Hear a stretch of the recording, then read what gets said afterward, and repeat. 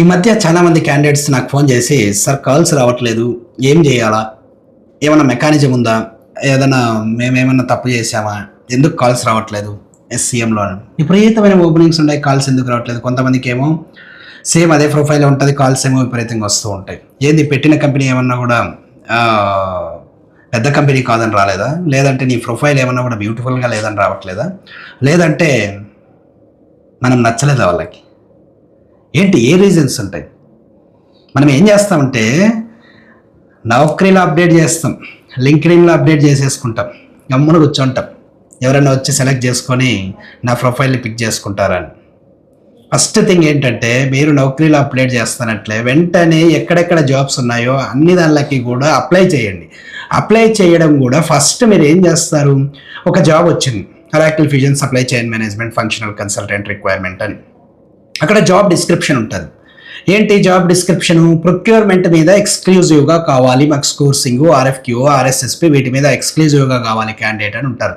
మనం రెజ్యూమ్ ఏమో inventory, order management, right, ఇంకా మిగతా మాడ్యూల్స్ మీద చాలా ఎక్స్క్లూజివ్గా మనం రెజ్యూమ్ రెడీ చేసి ఉంటాం. ప్రొక్యూర్మెంట్ నువ్వేమో అదర్ మాడ్యూల్స్ మీద పెట్టింటాం. సో ఇక్కడ ల్యాగ్ ఏర్పడుతుంది. ఎలా ఉంటుంది అంటే, పెళ్ళికి మనం ఫోటో పంపించాలి, రైట్, పెళ్ళికి చక్కగా ఉండేటటువంటి ఫోటో, నీట్గా ఉండే ఫోటో పంపించాలి. మనం ఏం చేస్తాం, పెళ్ళికి ఫోటో పబ్లో తీసుకోండి ఫోటో పంపిస్తే ఎట్లుంటుంది చెప్పండి. సో సేమ్ పరిస్థితే వాళ్ళు అక్కడ ప్రొక్యూర్మెంట్ మాడ్యూల్ ఎక్స్పెక్ట్ చేసేటప్పుడు నువ్వు ఇన్వెంటరీని హైలైట్ చేస్తూ ప్రొఫైల్ని పంపిస్తే ఎందుకు షార్ట్ లిస్ట్ అవుతుంది. ప్రతి ప్రొఫైల్ గుర్తుపెట్టుకోండి, పంపించే ముందు ఆ జాబ్ డిస్క్రిప్షన్ చదవండి.